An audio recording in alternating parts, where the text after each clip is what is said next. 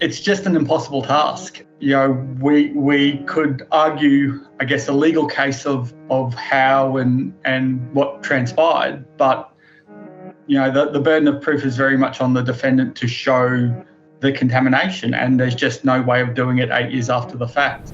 By that stage of my career, I'd been swimming for the country for 10 years, so my race day routine was pretty set, so I could tell you very much in generalities what I did that day, but down to the minute-by-minute breakdown of exactly what I did, when, how, is just impossible to show and to prove. A lot of our education is about doing the right thing, avoiding contamination, knowing the responsibilities of an athlete. But when you actually get into the prosecution of it, it's a whole nother world. Science and technology is constantly advancing, and this means that we can use the advances of technology and science in the last 10 years and apply them to samples from the past.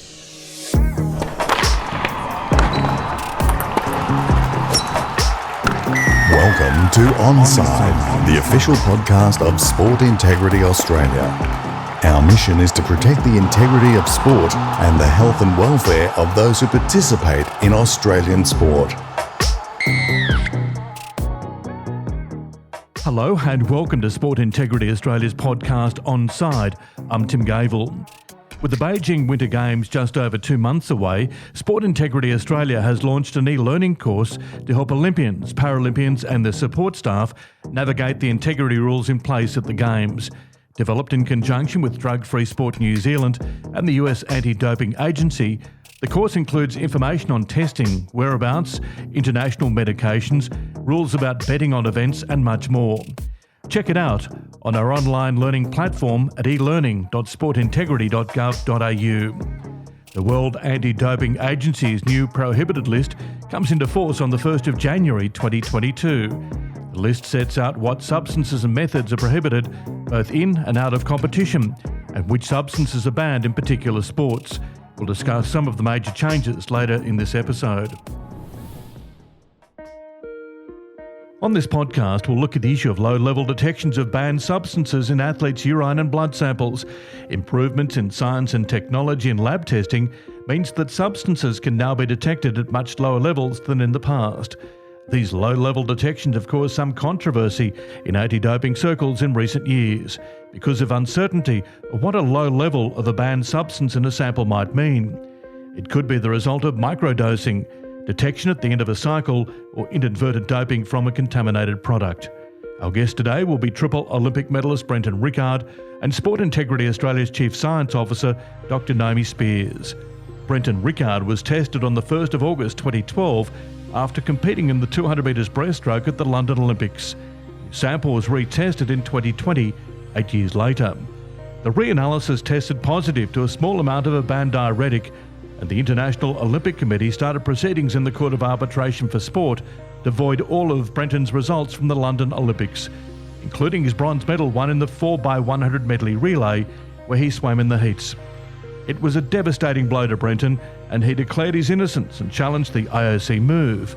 Then 9 months later, the IOC withdrew the charges following a rule change by the World Anti-Doping Agency, which said that low levels of some substances could be considered to be the result of contamination in over-the-counter medications such as paracetamol. It was deemed that in Brenton's case, the level of the banned substance in his reanalysis was below the threshold for that substance. Despite the doping charges being dropped, it was a tough time for Brenton, and he's now helping Sport Integrity Australia in understanding the process from an athlete's point of view. We'll speak with Brenton in just a moment on Onside.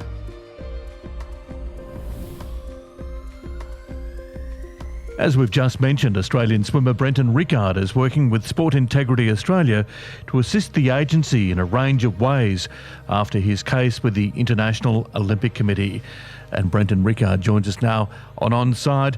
And Brenton, firstly, how are you now that it's been a few months since the IOC withdrew those doping charges? How are you feeling? Good. I still feel like I need to shake the shadow of a doping case properly, but it's nice that it's settled and I can move on with my life. So you still feel that stigma, do you? Yeah, I guess working in sport like I do, post-swimming career, I still feel like it lingers. It's still there, and I guess I probably just need to, have that next step taken in my life, whether that's professionally or something of that manner, to finally put it to bed and move on. So the people that you speak to around sport, do they understand that the IOC actually withdrew the charges? Yeah, I think that's eventually gotten out there. I think it's a bit of a tough one that media-wise it was a big story when it was reported that I was on or facing charges, and conversely, when you're found innocent, media outlets don't necessarily think it's that big of a deal and don't really want to run the story. So I think coverage-wise, it wasn't nearly as big of a story when you're cleared as it is when you're charged. So I think there's still a little bit to do in that space to make sure everyone knows the ins and outs of the case. But ultimately, for me, I'm just glad it's over. The result is the best I could have hoped for. Yes, because at the time you were worried about the impact that it would have on your fellow swimmers in the relay team, weren't you? That was the thing that was hitting you hardest. Oh, absolutely. When you kind of get notified and just the sheer disbelief, but then you realise that the reality is that six people were facing losing an Olympic medal from something that wasn't my fault and was very hard to prove my innocence, 8 years ago. It's a pretty tough burden to carry, and that relief of knowing that, their results, our results as a team were protected, as well as, I guess, my reputation as an athlete as well. Just on that issue that you mentioned there, what was it like trying to prove how the banned substance got into your system 8 years after the event? How did you feel about that?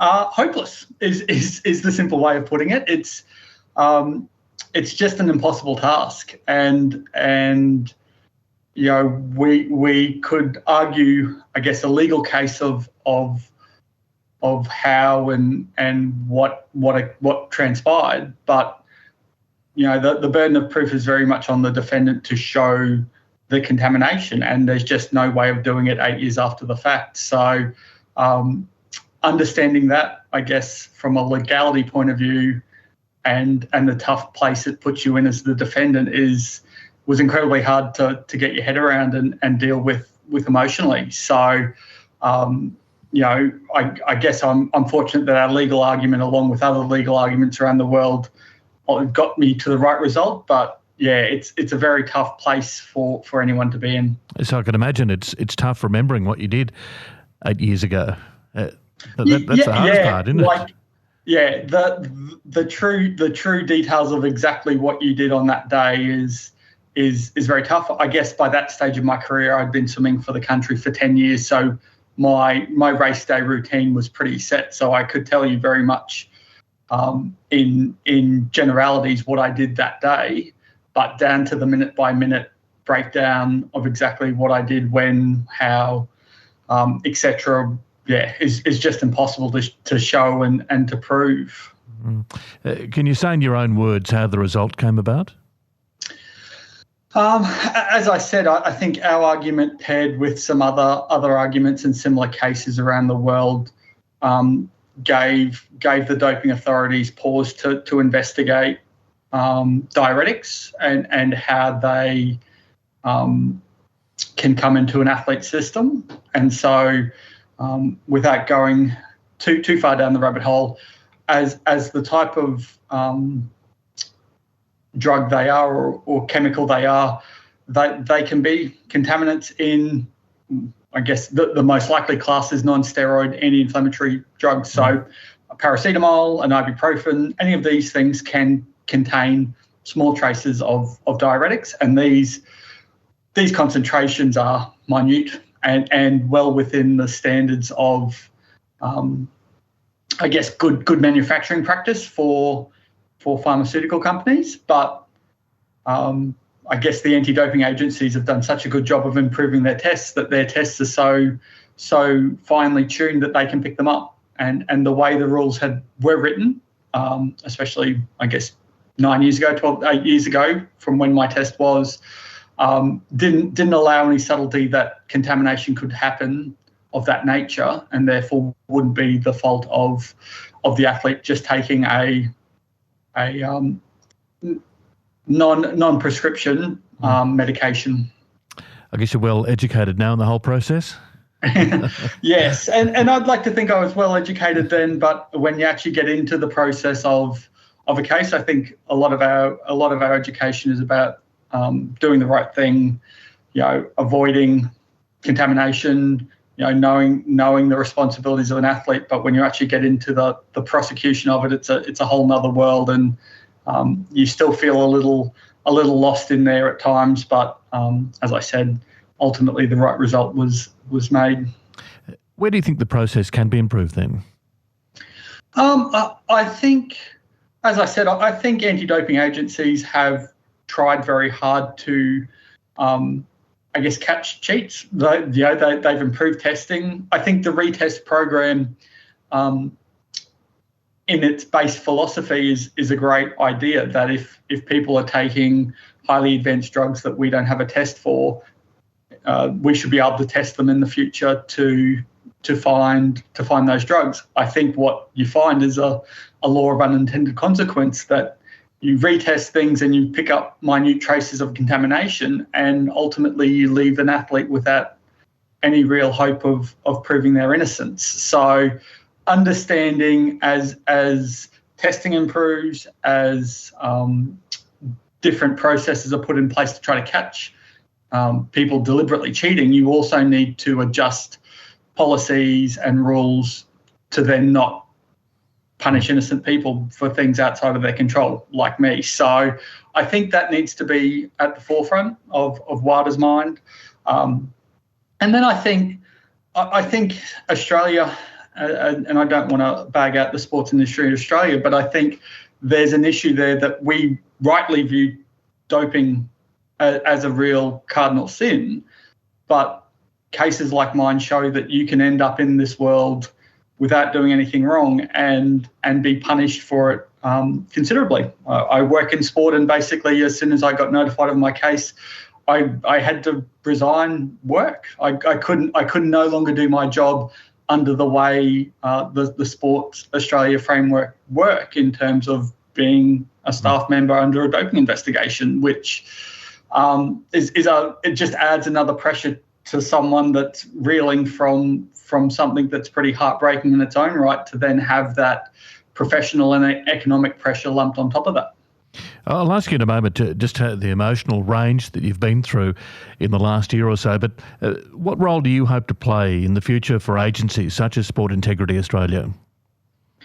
Look, I'd like to think I can provide a very balanced perspective on wanting to continue the fight against doping, but also understanding that innocent people are getting roped into this system wrongly, and that we need to balance that equation a bit to make sure innocent people are given the right to a fair trial, given the opportunity to prove their innocence, because the system is very stacked against. If there's a positive test, you're guilty, and it's really almost impossible to prove your innocence, and that's what we're finding more and more of. And the rule change in my case is obviously a nice way to hopefully lessen that, but I still think there are examples out there of it happening. And I think also understanding, the impact it has on the individual, and how we can work towards the welfare of an individual. In a lot of ways, you get removed from your daily environment. Like I said, I had to leave parts of my work. Athletes kind of get shunned out the door of their club or their sport, and that's actually more isolating and almost increasing the stress and trouble on the athlete. So there's got to be a balance there of how do we let the process run its course, but also not just absolutely throw the athlete in question to the wolves. And how important is the change to the threshold, which allows the positive test to be considered as being the result of contamination from over-the-counter medicine? How important is that change? Well, it's hugely, because as I said, like the burden of proof is on the defendant, and proving contamination, especially in a case like mine of a retest years after the fact, it's virtually impossible. So understanding that contaminations of this class of substance, diuretics in particular, happen in common medications that athletes can be taken for legitimate medical reasons, and therefore it's impossible to protect yourself from that. And I think this mindset of WADA and anti-doping agencies to go, well, what's a reasonable burden to put on athletes to make sure they're doing the right thing? Because if you can't take an ibuprofen or a paracetamol without risk of contamination, you end up putting athletes at risk for what they're doing on a day-to-day basis. So to me, it's a hugely important first step, and I think that research into contaminations of classes of contaminants just needs to continue and extend, because I don't think diuretics are the only ones that could be affecting people. You've touched on how it affected you in terms of your employment, etc. After the news came through that the IOC were pursuing these charges. What range of emotions did you go through? How tough was it for you emotionally? Yeah, I can't understate how tough it's been. You kind of just in that absolute shock and disbelief phase, probably for a day or two, just, thinking that, no, there must be a mistake. They've got the wrong sample. It wasn't me. I know what I did, how I carried myself, what I took as an athlete, and there was no way that I ever deliberately cheated or even was reckless and potentially taking something that could be a risk. But then you kind of, I guess, get the education of where they've gone with testing since my retirement, and down to how small these levels are of finding contaminants or substances. And you go, well, yeah, in that case, it could have been this, it could have been, I had Panadol, I had whatever, like any of these things could have been a source of the contamination. And you kind of scramble for a few days. And I was very fortunate. I had some friends and teammates who work in this space and know people, and pointed me in the right direction of a good legal counsel to speak to, etc. And then kind of the hopelessness section that they give you the rundown and say, well, look, you've got to show this substance on this day is what I took, and here it is, and we've tested it, and here's the contamination, which 8 years after the fact is impossible. So you kind of you go from scrambling and desperate to prove your innocence to just feeling hopeless, and then with that comes the isolation and the burden you carry. I got told in January, I guess that's 2020, and my hearing wasn't until November. So I had 10 months of carrying this weight around, that of impending doom, basically, that my career, I was going to let my sport down, my teammates down, and you just have to hold it inside, because you can't tell everyone, because that only makes it worse. So yeah. It's just a weight you carry, and I was very fortunate. One, that when the day arrived and I told my teammates, they were wonderful. They trust in me. They believe in me. They knew the type of person I am and what I did as a member of the swim team. So it wasn't like they doubted me or pointed the finger at me. And likewise, ultimately, to get the result that we got was a blessing as well. But it just, it just hangs with you for such a long time. And as I said, now I'm kind of sitting here and applying for jobs and one way or another not being successful, and you can't help but kind of question, does this have something to do with that? Are people questioning my integrity because I came up against doping charges wrongly in the past? I don't know. I can't answer that either. But as I said, you just kind of have to play the hand you're dealt and try to move on now that it's over. You mentioned there that it was hard talking about it at the time. Do you feel much, I guess, more freely these days in talking about it and expressing what happened and what you've been through? Yeah, I mean, I guess when the news came public, it was actually quite a relief. As I said, I'd carried it with me for the better place of 10 months by then. So although it was hard that it was in the open and that you have that almost feeling of shame or guilt deep down, even though you've done something wrong, that you reflect badly on those around you. The fact that it was out there and people could, call me and check up on me, or I could just answer questions on it, did give me a sense of freedom. It did. It was a relief to kind of have that weight lifted. But it's tough either way. Hopefully time will heal. Yes. Okay. Thanks very much for joining us on Onside today. It's been great to talk to you about your experience, and looking forward to working with you at Sport Integrity Australia. Thanks very much for your time. Thank you. It's been a pleasure. You're listening to Onside, the official podcast of Sport Integrity Australia. Our next guest is somebody well versed in this field, Sport Integrity Australia's Chief Science Officer, Dr. Naomi Speers. Naomi, can we firstly look at the reasons why samples are kept for 10 years and retested, noting, of course, that in Brenton's sample, it was tested 8 years after the event? The ability to store samples and reanalyse them is a really important part of the anti-doping program, and it has a really significant deterrence effect. So science and technology is constantly advancing, and this means that we can use the advances of technology and science in the last 10 years and apply them to samples from the past. So that means that doping athletes are not only against the science and technology now, but the science and technology of the future. And what can you tell us about low-level doping cases, like in Brenton's case? What does it mean if there is a tiny amount in a sample?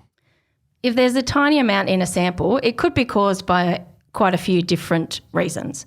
So one could be that an athlete purposefully used a doping agent at a normal dose, and we've tested them quite a while after they've used it. So there's only a small amount remaining in the system.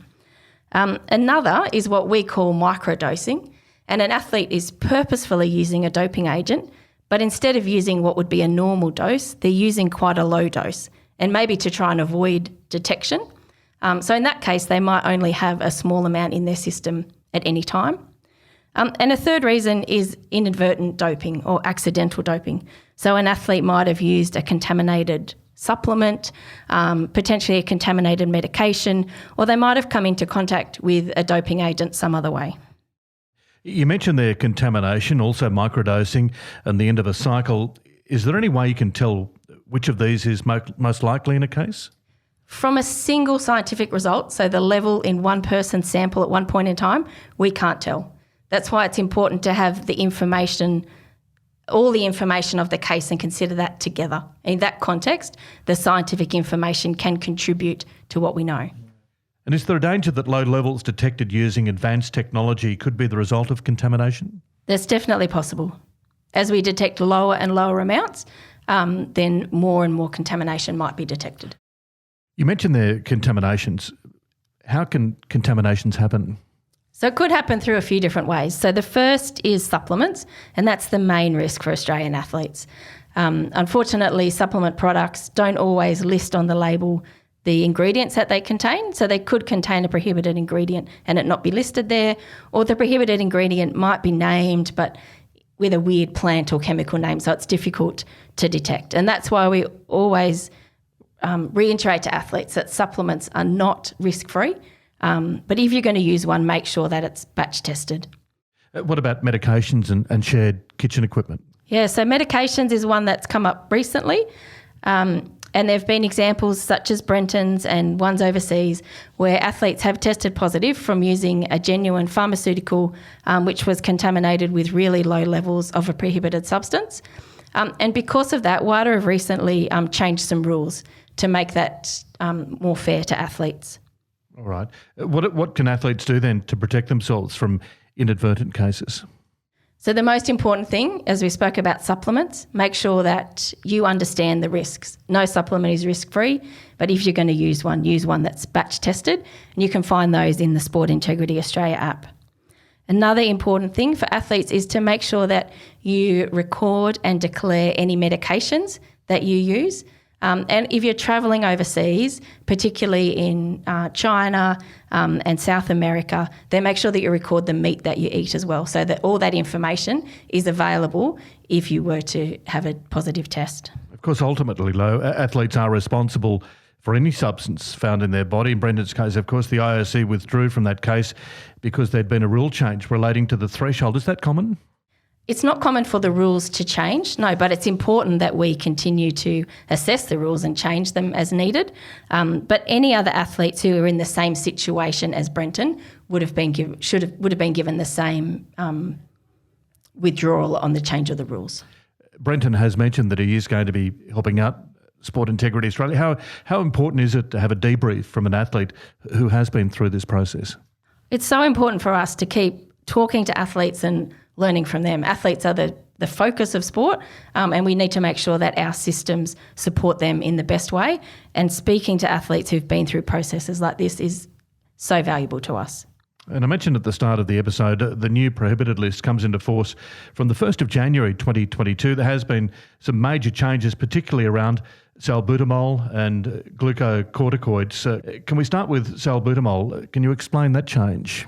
Yeah, so there's been a change in the amount of salbutamol that you can use without a therapeutic use exemption. So previously, you could have 8 puffs of a Ventolin or other asthma puffer with salbutamol over 12 hours.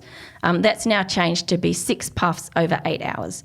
So if you need more than that, then you'll need to consider whether you should apply in advance for a therapeutic use exemption or ensure you've got sufficient medical records should you need to apply retrospectively.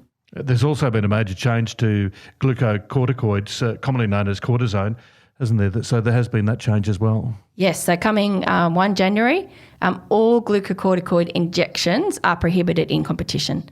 So previously it's been some types of injections, but now it'll be all of them.